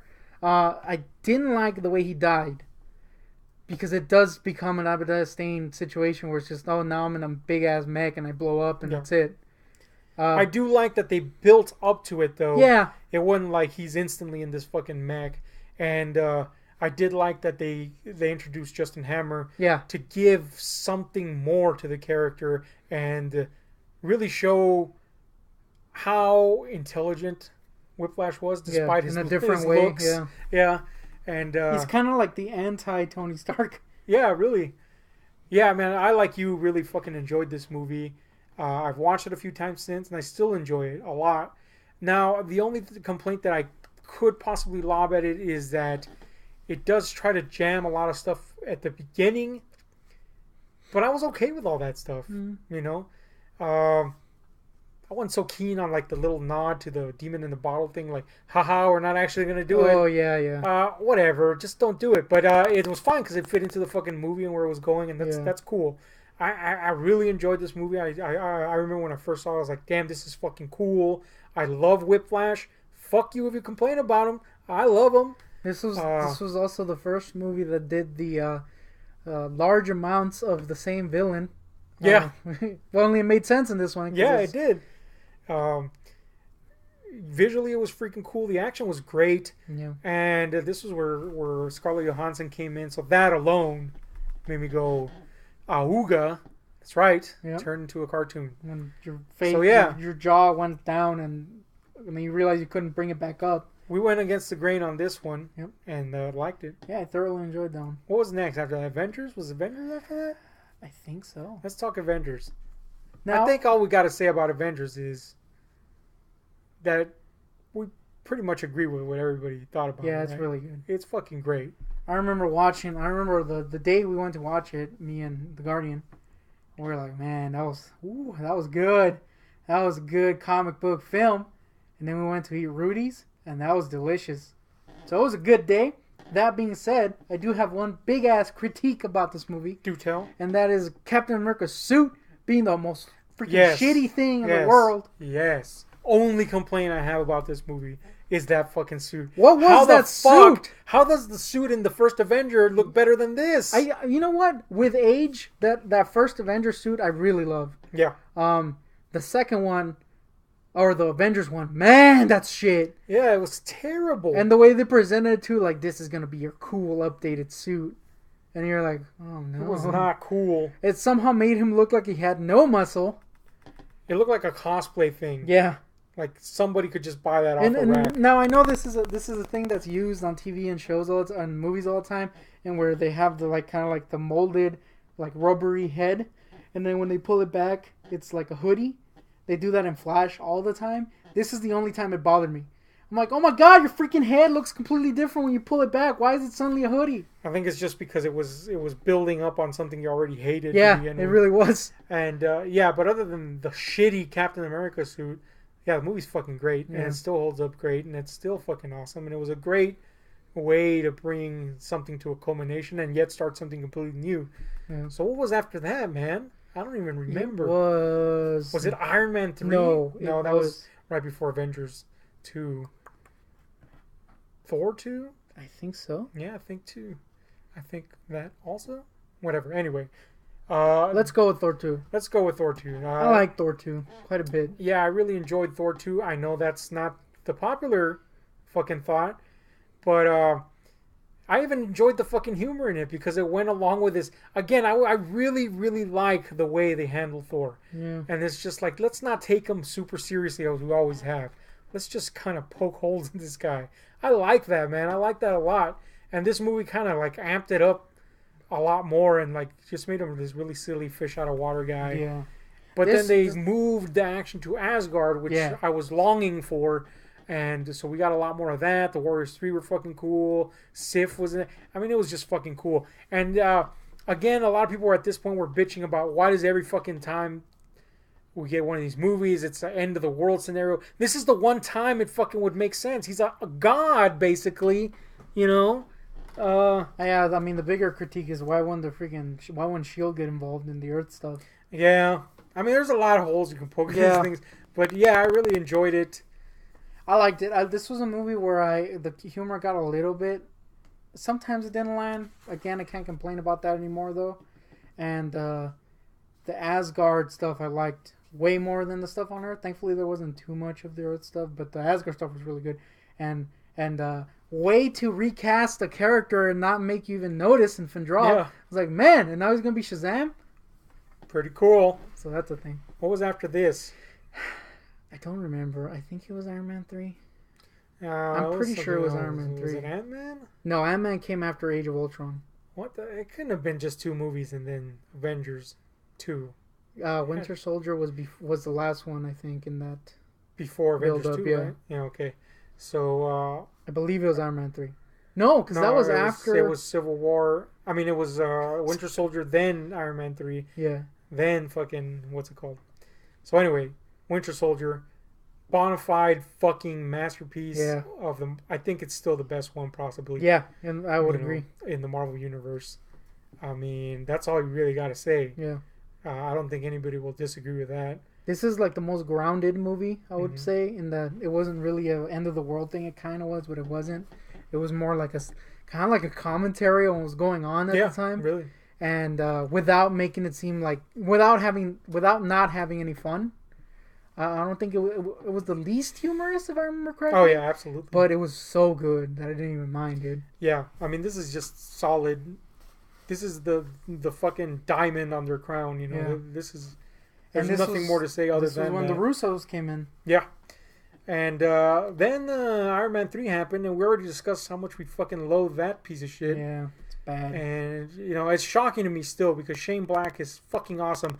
And when Jon Favreau left, he handpicked Shane Black, and I was like, that's perfect. That's fucking perfect. That's the guy to pick. And then this thing happened. It doesn't make sense because all of the little storyline they have built up with Iron Man, which, by the way, I'm starting to think was after Age of Ultron, but I may be wrong. No, it wasn't. You know, with him being affected by what he saw on the other side of that little warp hole thing was completely destroyed. And then don't forget the fact that he created or he was like, I'm not going to be Iron Man anymore, right? Because it's hurting my family or whatever. So he destroys all his Iron Man suits. And then Age of Ultron comes along and he's become like a freaking complete opposite of what he had become at the end of Iron Man 3. So I was like, what is the point of Iron Man 3? And that was like the immediate follow-up too. Yes. It made absolutely no sense in terms of his character, his motivations, where he was, and the suit thing. Yeah. Like, what the fuck? You have suits from like, you have fucking night suits now. Yeah. Somehow, you know, that was not a good movie. Nope. At all. But then Avengers Ultron came out and then we were all like, oh yeah, the last Avengers was good. What about this? I'll tell you what I thought. And I still think it. I'm going to revisit it sometime, hopefully, to see if this changes. Yeah, you're strong. But I thoroughly disliked Ultron. Now, I didn't hate Ultron. There was moments where I was like, man, this could have been so good if they just didn't go into this weird kind of like angsty, melodramatic, kind of like gay version of him. I didn't understand this Ultron. I was like, what is this thing? It was weird. Other than Ultron, though, the movie is fucking great. Yeah. That's team some dynamics. Of the best team dynamics. Yeah, the team dynamics in this were somehow better than the first one. Yeah. Which is why I'm kind of looking forward to what he does. Yeah, with Justice League, the team stuff. Yeah, the team dynamics were excellent in this, and the characters really shone. I love that they gave Black Widow so much to do because she's one of my favorites. You know, all the stuff. Even fucking Hawkeye was cool in this damn thing. Oh, yeah. That's kind of hard to do. But, it was great. The action was spectacular. Everything was good except for Ultron for me. Ultron was just like, dude, why do you gotta be fucking ham central?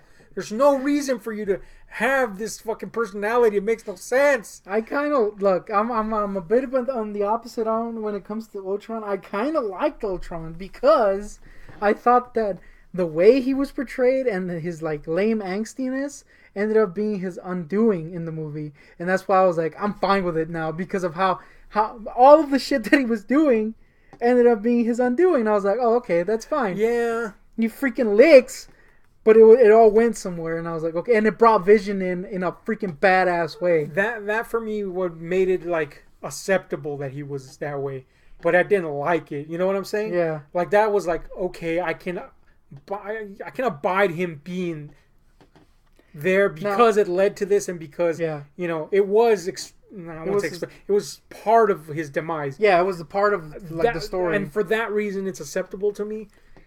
But I fucking hate his personality. It sucks. I kind of liked it because of those reasons, and you know, it ended up being part of the story. I guess the only thing that I hate is the fact that he had lips. Yeah, what is that, man? Why do robots? Transformers have lips? Fuck, everybody's got lips if they're a robot now. Yep. It's not a good thing. Top 10 robot lips? There's 0 because they all suck. Yep. Man, iRobot, I just remember those. Yeah. Even with faces, it sucked. But anyway, Bicentennial Man fucking sucked. Anyway, all right. Robots with lips, not a good thing. Nope. The next one was Ant-Man. Yes. Ant-Man. It was fun. It wasn't great, but it was fun for what it was. Yeah. And it was really cool to see them exploring the Marvel Universe past. That was pretty damn cool. I like Evangeline Lilly as the potential Wasp, which he will be, I guess, coming the next one. What's his fucking name? Hank Pym? Michael Douglas. As Hank Pym. As Hank Pym was really cool. Yeah. This was more of a movie that worked for me the more I distanced myself from it. Yeah. Like at the time I had fun, don't get me wrong. But I was like, this is better when I think back on it rather than now. At the time? Yeah. But not to say that I didn't enjoy it. Yeah. This was a weird one for me because it came right after Age of Ultron, like a month after, literally. So it kind of seemed like, all right, we blew our load, now we're starting up again, you know what I mean? Yeah. And I really liked it, but I have a weird thing with small things, mainly my dick. So I like how you didn't react to that one. I mean, I'm used to it. Yeah. But I do like little like mini things, right? And I was like, oh, it's cool to see that in a movie, like seeing the perspective of the mini thing, you know, all that shit was really cool. But I mean, it's a weird movie. It is. Like tonally is. I think what fucking disarmed me the most was that I could see that it could have been way better. Because we all knew that Edgar Wright was a big part of this production until he wasn't. And you could still kind of see little brushes of him in there. And the whole time I was just thinking, this would have been way better. And I will say this, that the reason why, or one of the biggest reasons, because they wanted to make it part of the universe, right? Mm-hmm. And that ended up being the weakest part of the movie, was the whole Falcon Avengers thing. Shit. They could have done without it. Yes. And they could have just added a coda to it, you know, like a post-credit sequence. Yeah, which they did. And that was cool. Yeah. That was absolutely cool. But they didn't do that. And instead we got that Falcon confrontation, which granted, at least they tied it in story-wise in Civil War, but it was still super weak. Yeah. Like, oh, fuck, anything but this could have been better. But it was fine. Yeah, it was fine. This one's one that took the humor higher up and I thought fit. And I really like this movie. I don't know why. Yeah. But I'll say that it's not great. Yeah, it's not fantastic, but it's fun. Whatever. Yeah. Next was Civil War, which I think is probably my second favorite movie in the Marvel Universe. We're missing Guardians. Oh, we'll talk about that right now. But Civil War was pretty fucking great. It came out in at the same time, almost at the same time that Batman vs Superman came out, like 2 months after, I believe. And they kind of tackled the same subject. I will say that I preferred the way Batman vs Superman tackled it, especially when we got to see the full director's cut. But Civil War was pretty fucking great, and it was also pretty great, and at the same time it was also, let's give the fans something less serious than Winter Soldier and I mean, it still has that seriousness. Yeah, it's a lot more serious than all the other Marvel movies, except a little less than Winter Soldier. Yeah, it has more of a mix. Until towards the end, then it gets really serious. So it's not that big a dramatic drop from Winter Soldier, because I wanted more Winter Soldier. Yeah. But I wasn't sure if I really wanted more Winter Soldier, which would have been like, man, this is really getting dark now. Yeah. Which it does get towards the end. Yeah, it does. But it was really deftly handled, and it's also a movie that stands out where the other movies did not, in the terms of it barely has a villain. Yeah. But in this case, it's good. When he's there, it's perfect. It's just a perfect amount of non-villain having. Yeah. Whereas some of the other Marvel movies are like, dude, where's the fucking villain? Put him in here. Yeah. And stop wasting him. It's funny too, because this plot is very similar to Lex's plot. Yeah. And tearing the team apart. Yeah. They were really basically the same movie, only with a different approach. But yeah, man, Civil War was fucking excellent to me. Zemo was great. I know a lot of people bitch that he wasn't the Zemo of the comics. Well, we don't know that yet. He's still alive. And second, the motivation they gave him was fucking excellent. Yeah, it was really good. And it was more than you can ask for, especially in a like movie universe that wasted villains up to that point. Yeah, it was like very sympathetic villain. Yes, absolutely. Even towards the end, when Black Panther is going to confront him, he just takes off his helmet and just kind of like, oh, that's really good. Yeah. You don't hate... Well, you do hate the villain, but you kind of get what he's doing. And your thoughts were similar, I'm assuming? Yeah, I really love this movie. It's great. One problem? Spider-Man. Yeah, Spider-Man was shoehorned in there. This was a big point of contention for me, too, in the sense that Tony Stark is going through this... It makes no sense. Yeah, he's going through this thing where he doesn't want to endanger the public and you know, doesn't want to overuse his powers and overstep his boundaries, and he brings in this novice to fight virtual fucking gods, and somehow Spider-Man's like badass, like toppling fucking Giant Man, which, by the way, Giant Man, that was the big payoff of Ant-Man for me. That was cool. Like, okay, we got Ant-Man and it was okay. Thank you for bringing this Giant Man bit in here. That was cool. But somehow Spider-Man destroys the entire Avengers. Yeah, that was like, what the fuck was that shit? So I think other than that, great. Yeah. And then, of course, we talk about Guardians of the Galaxy. I'm just going to summarize it with this. Fucking badass. Awesome. Fun. Unprecedented. I think at this point people didn't expect something like this. Yeah, this was a weird one. There was like a buzz of people not knowing what to think about it before it came out. Because it was so like, who cares about Guardians? Yeah. You may say you care about Guardians now. Yeah. Ain't no one caring about Guardians a couple years ago. Mm-hmm. And, yeah, man, I didn't expect this to be so good. My exposure to Guardians was limited, again, courtesy of the log-legged one. Mm-hmm. And I didn't really know what to expect. But the fact that James Gunn was directing was very heartening. And when I finally saw it, I was like, oh, man, this is a blast. As a result, while the best Marvel movies are Winter Soldier and Civil War, my favorite Marvel movies are the Guardian movies, because they are just nonstop delight, you know. So I'm kind of lumping them both in there, but they're that good to me. They're like on an even level for me, as in being just my favorites, and they're just awesome to me. I mean, I can't say anything but that. Just wall to wall fun. You? Yeah, this was the first time we really saw Thanos, which was great, I would say. Yeah, these movies are freaking fun, really fun. Some of my favorite movies. I would still say Winter Soldier is the best one, but when it comes to favorites, I would say Guardians is. Well, no, I would still say Winter Soldier, then Guardians. Point is, they're close, and for different reasons, because this is a way to do humor right. Yeah, like get Chris Pratt and get James Gunn, who freaking knows how to do that shit, and you're gonna get a good flick. Also, Lloyd Kaufman was in it, so that's great. That's always a plus. So was Rob Zombie, apparently. Yeah, and yeah, man. The biggest complaint a lot of people had was that they had wasted a villain again. I'm kind of not in that camp. Agreed at first, but when I resaw it, I was like, you know what? Yeah, all right. I mean, of course, he's not as extensively explained as he is in the comics. Obviously not. This is more about the Guardians than the villain. But his motives are pretty clear. And if you know the comics, it's like, man, they got what they needed to get in there. If you're going to have a killable villain at the end of a movie, might as well make him someone that's not like the Red Skull, Yeah. super important, but someone that you still can kind of give a motivation to. And Yeah, he was and pretty then good. in the process of doing that, they also explained a lot about other characters.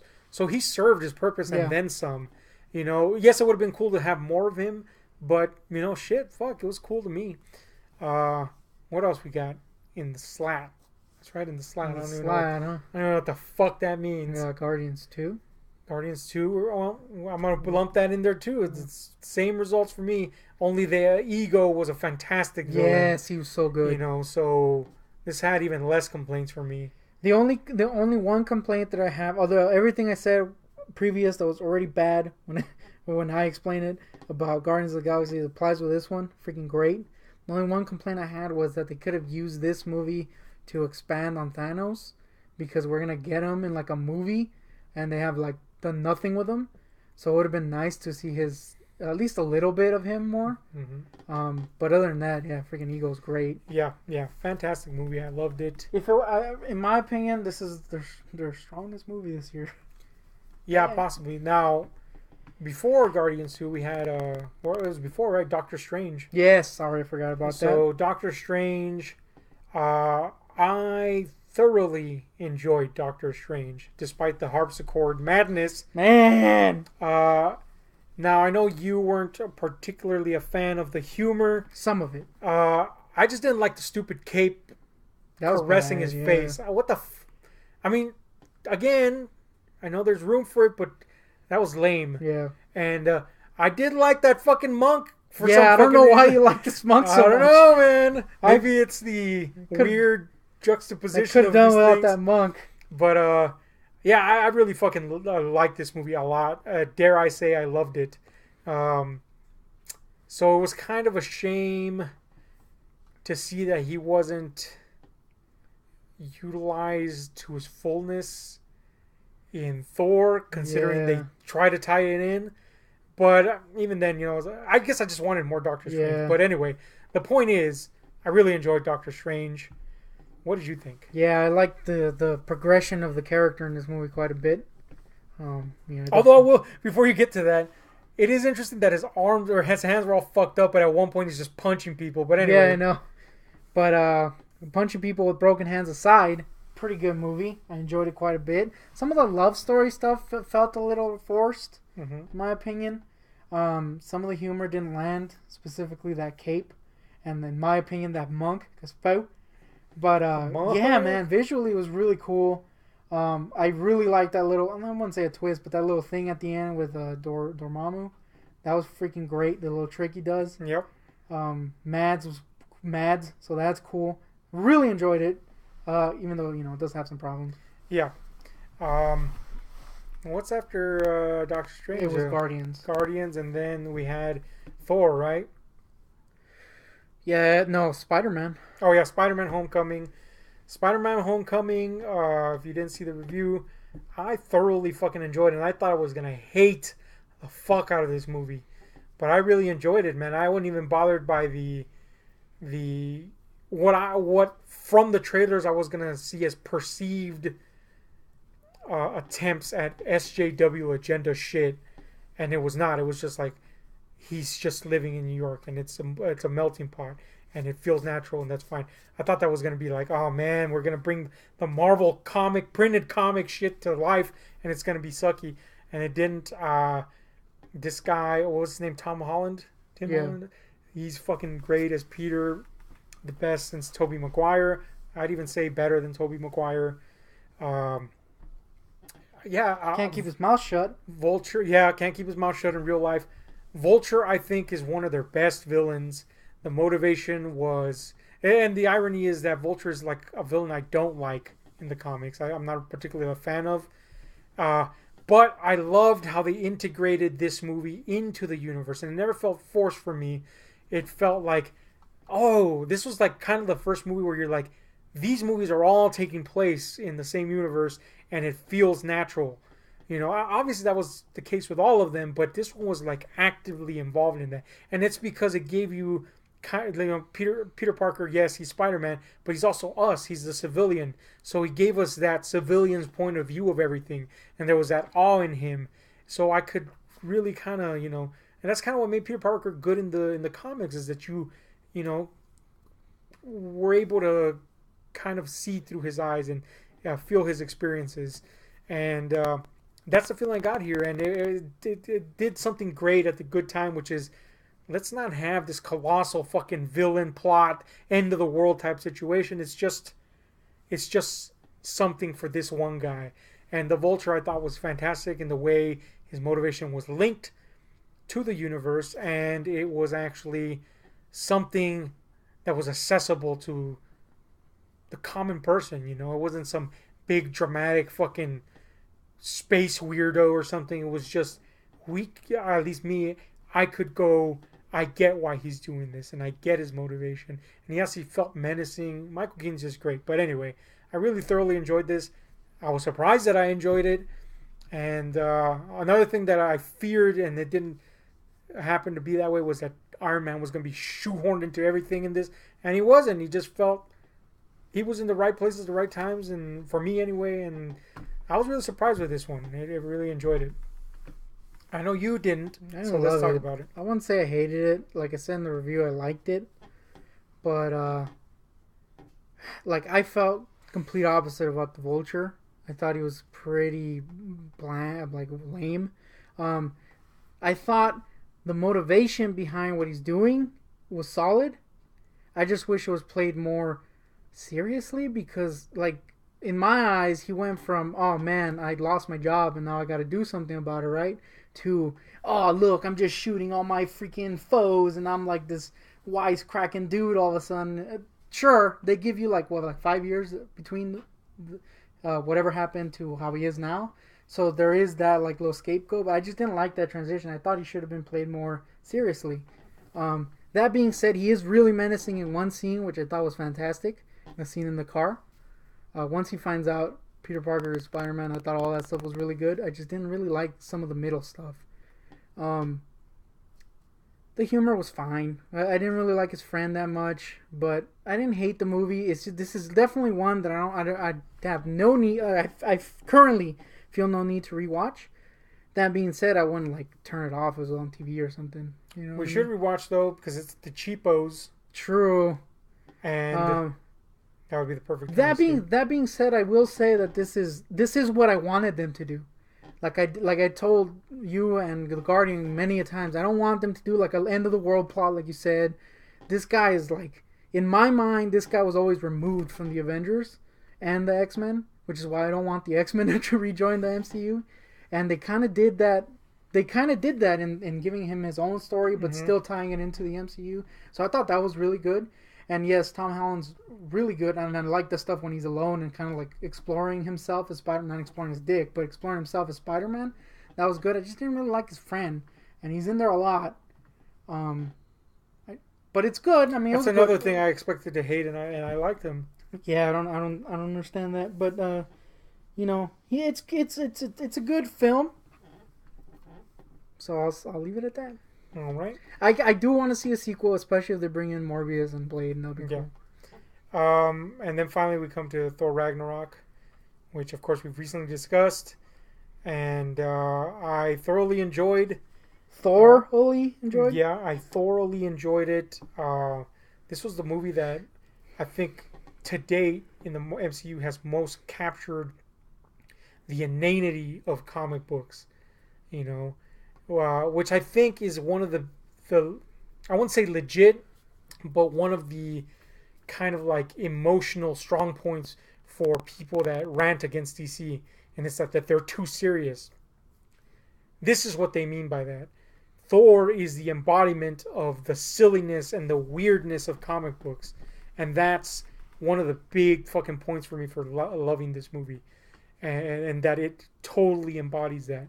And I was recently hearing interviews with the writer and the stuff he cut out, and I'm like, oh man, I wish they would have put that in there. Just crazy stuff that would only happen in comic books. And then there was so much fan service in it, you know, tips of the hat to the fans, little hidden things that readers would get and not many other people would get. Just a lot of that stuff in there. The only issue I had, of course, was the Hulk, which is fucking terrible. I hated the Hulk in this. There is no reason why he should be acting this way.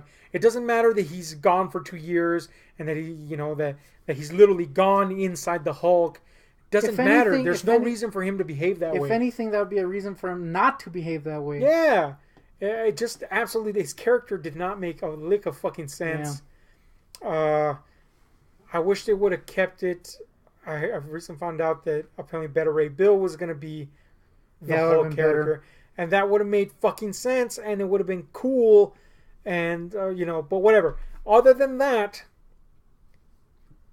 I absolutely fucking love the movie, and of course Hela was fucking awesome, all that jazz, etc. Man, so this one's hard, because I really like the beginning. I really like...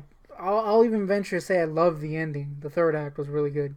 Even though it doesn't really make sense where Scourge got his guns from. I mean, he was in the ship and suddenly he had his guns. No, anyway, he was carrying them. One. I hope so. I assumed as much. So I was like, I hope he got his guns at some point. Otherwise, what?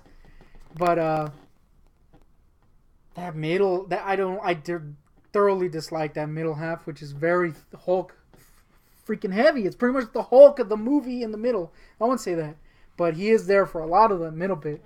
I think you focus maybe too much on the hub, which I understand because it's hard not to. It's bad. But I found it easy to do. I was just like, he's gonna suck, and that's it. There's no fixing this. It's bad. And once I got over that, I was like, whatever. Honestly, there was something about the way it's like kind of unevenly showing. I kind of get they had enough of the Asgard stuff in there to keep you going. But I thought so much of it took place in that other world that it kind of was like, oh man. I mean, yeah, they're trying to get back to Asgard, but a lot of the important feel that the movie's supposed to have goes away because of the humor, first of all, and because of how long they're in that other world. But I get it. I mean, they're trying to get back over there, but I just wish that it took a little more time taking some stuff seriously more, because it would have been really nice to see the effect of something where something devastating, say Asgard being destroyed, but then not ruin it with having Korg going, oh, look at that, it destroyed itself, didn't it? And you're like, oh man, just let something be serious for a little bit. That would have been nice, because it would have been so much more impactful. But I mean, whatever. It was cool. I really liked a lot of it, so I can't hate it. But that middle half, I thoroughly dislike. I do have to rewatch this though because of how much I hated the Hulk. Yeah. And he does ruin a lot of the movie for me. But that last half is really good, and that last half is where stuff kind of comes together. And so I forgave a lot of the stuff before, but I don't know, man. The thing is, I was discussing this with a friend. The thing is, and I don't mean this in a negative way. It feels like two different movies pasted together. But in the end, for me anyway, that was not to its detriment. It was actually like, this is a really interesting blend. And again, I really feel that it had to do with how much it was an ode to that bizarreness of comics. There was also honestly, when they're in that planet, which I keep forgetting the name of, Sakaar. There is that sense, for me at least, that this is Guardians of the Galaxy not done as well. Yeah, well, now how I said in my review, it I think it was what needed to be done versus let's just make it Guardianer, because it is taking place out there somewhere in the galaxy, but it's not necessarily where the Guardians are, and the Guardians aren't there. I get what you're saying. Don't get me wrong. Yeah, I feel if they went directly to the jugular of the Guardians' vein, that it would have literally just felt like, okay, that's just not what's supposed to be happening. I felt that they kept the style of comedy that Thor had made his own and then applied it to the look and styling of the galaxy as has been seen thus far. In that sense, it might feel jarring and different, but I think that's what needed to be done to distinguish it as a Thor movie. Yeah, I just think like visually, it doesn't have, in that world at least, it doesn't do all those visuals as well as Guardians does. It looks like it belongs in the same world, but at the same time, it looks kind of cheap. I'm kind of at odds with this. Especially with the plastic. It does look... The metal does look like plastic. I'm at odds with this, but I know what they were going for, and that's why I can't hate it. And again, it goes back to that... This fan service that they were doing for comic fans. It looks exactly like the Jack Kirby art. And that's why I was like, this is fucking cool. And I was really bothered by the plastic looking metal, you know. But again, once I was like, oh, it's gonna look like fucking plastic. And as I recall, I even said that during the trailers. You know, why does this fucking helmet look like plastic? You know, whatever. Once I put that out of mind, I mean, what was undeniable to me was that this was like a very distinctive ode to the Kirby era of art. And for that reason, I was like, this is awesome. But then again, it's still tied into the kind of galaxy feel without being, distinctly that. And but anyway, with that in mind, it makes absolute sense that it looks at that, and it is a different world. It's not somewhere where the Guardians have been or whatever. And Guardians has, I think, Guardians has set itself apart from the pack by being stylistically distinct. Yeah, and that's kind of like, to me, it felt like they were trying to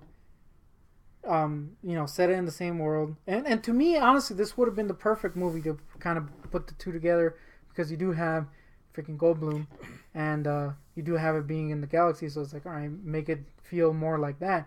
And I think they do that to an extent.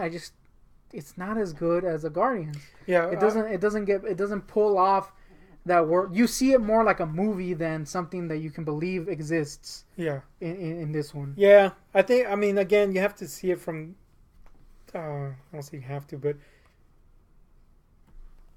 when you see the motive and intent, you understand why they made. You know what I mean? Yeah. They made the choices they made, and the motive and intent was, let's honor this look, because these storylines were rooted in Kirby era stuff.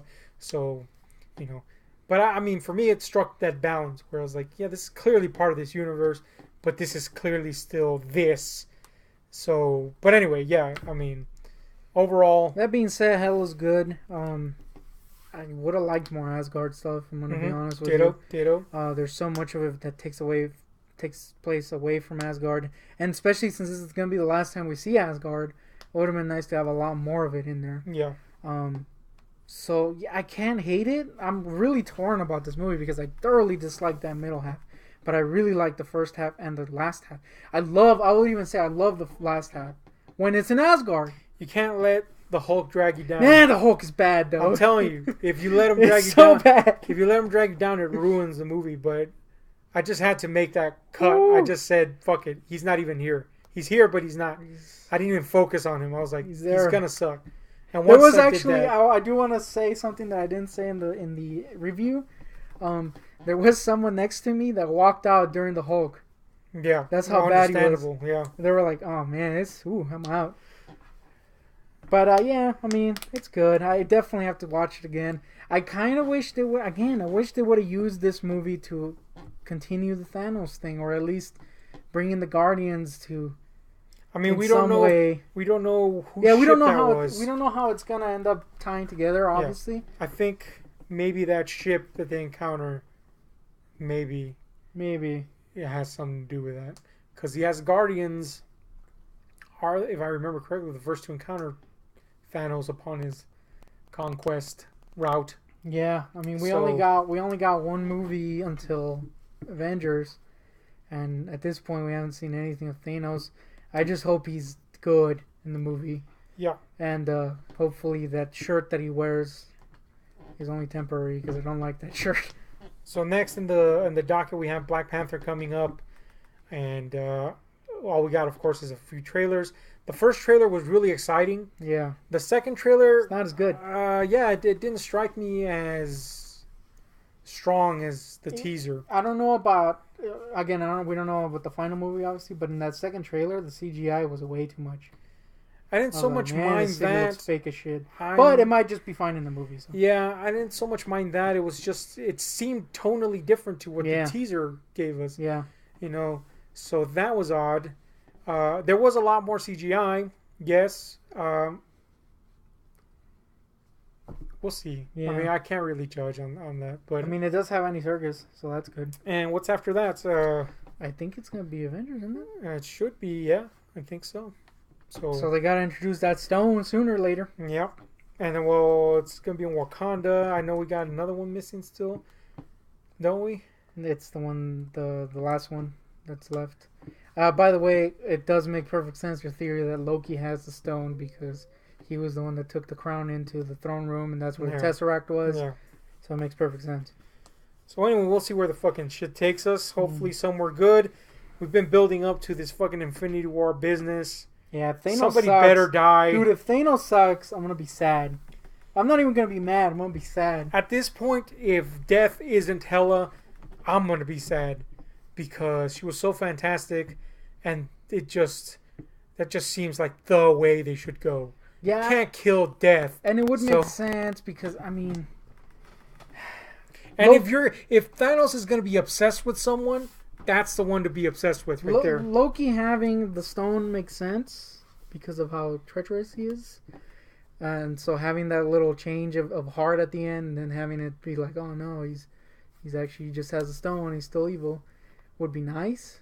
But I would rather have like Hela have it or something. Yeah. And he just comes across her. Or even not. Even if she doesn't have it, all she has to do is be the motivating force for Thanos to destroy everything. That's all she has to do. She doesn't even have to kill anyone herself. You know, I just want more Hela. That's all I'm saying. But anyway, the point is, this better pay off in some fucking way. I hope so. This has been building up and forever. If it's going to be a ruined orgasm, then I'm going to be sad. Yeah. But anyway. That's bound to be an expensive film. Yeah, it already is. Anyway, that's been us ranting for I don't know how long. Almost 2 hours. It's our first podcast because it's not a podcast because we're rip-offs. Yep. And what does that even mean? I don't know. We'll do a second one. I don't know if we'll do it on a weekly basis or bi-weekly basis or a annual basis. Can we add another topic real quick? Not really, but go. So apparently they are doing the Amazon thing. Oh yeah, the Lord of the Rings, and apparently it's going to be a prequel. Yeah. So that's good. Yeah, the first news I read of it was that it was going to take place between The Hobbit and Lord of the Rings, but that was from MovieWeb. So immediately I was like, fucking MovieWeb sucks my dick.